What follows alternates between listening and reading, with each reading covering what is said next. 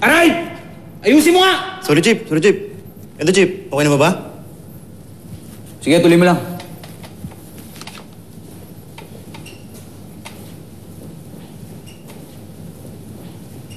Sino yung mga yun? Mga volunteer, Chief. Kasama ng pastor. May migay ng Biblia. Libre lang, Chief. Biblia, kapatid. Basahin mo.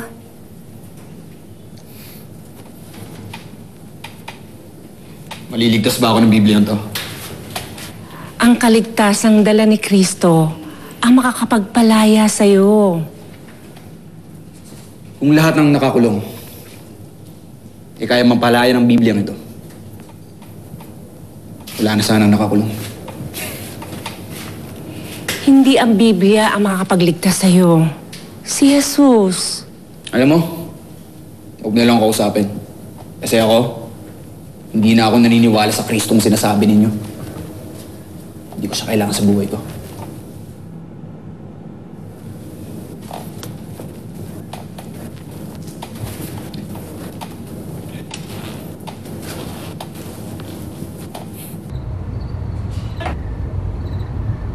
Kailangan po ko ni Elmer ngayon. Hindi ko siya pwedeng iwanan. It doesn't deserve you.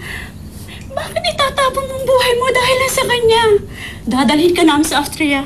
Doon ka manganganak. Hindi namin pababayaan ng baby mo. Sige na anak, sumama ka na sa amin. Hindi, Mami. Maninindigan kong sinabi ko sa inyo, mahal ko si Elmer. Hindi ko siya pwedeng iwanan. Huwag nang matigas ang ulo mo, anak. Hindi ganitong buhay ang pinangarap namin ng amang mo para sa'yo. Sumama ka na. Sumama ka na. Dad! Dad! No, Dad. No. Sumama ka na. Louie, ang anak mo, mga anak kaya yan. Dali ang kotse! Louie, ang anak mo! Louie! Hilda! Nanganak na si Hilda. O ano? Wala ka man lang ba sasabihin? Hindi mo man lang itatanong kung kamusta ang mag-ina mo? Kamustahin ko man o hindi.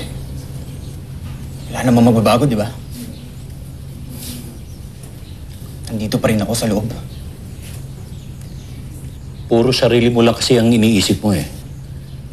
Elmer, hindi lang sa sarili mo umiikot ang mundo. Sana naman maisip mo na meron ng ibang umaasa sa'yo. Ang asawa mo, ang anak mo. Eh wala nga akong magagawa hanggat nandito ako sa loob nakakulong, di ba?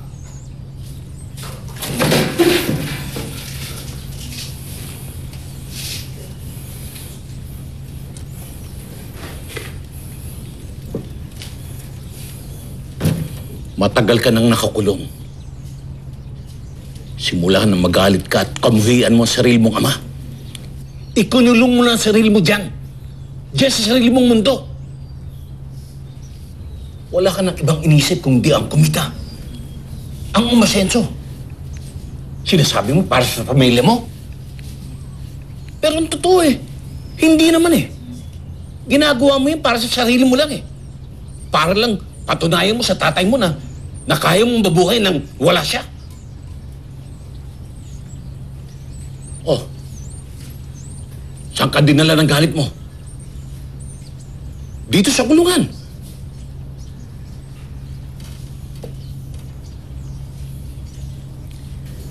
Elmer,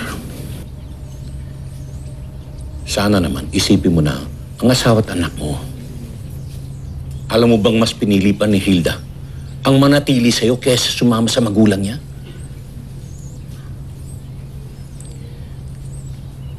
At ngayon, tatay ka na din. Anong klaseng tatay ang magiging ka?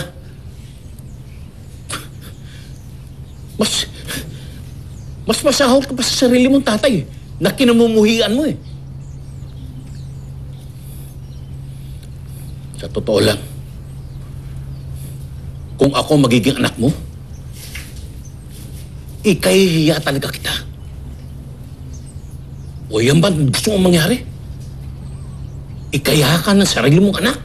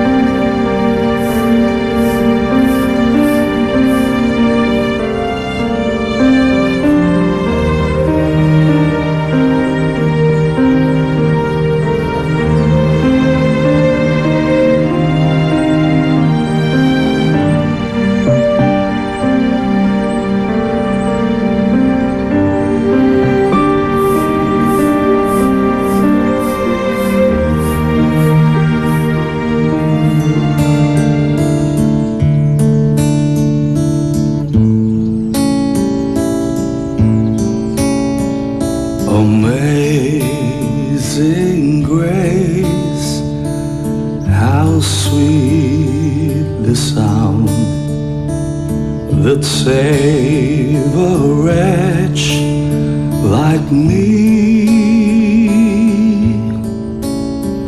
I once was lost, but now I'm found.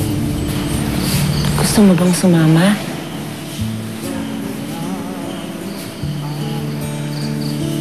Mukhang may mabigat kang pinagdadaanan. Itaas mo lang ang lahat ng iyong suliranin sa Panginoong Diyos. Kung pagod ka na, hayaan mo siyang kumarga sa'yo.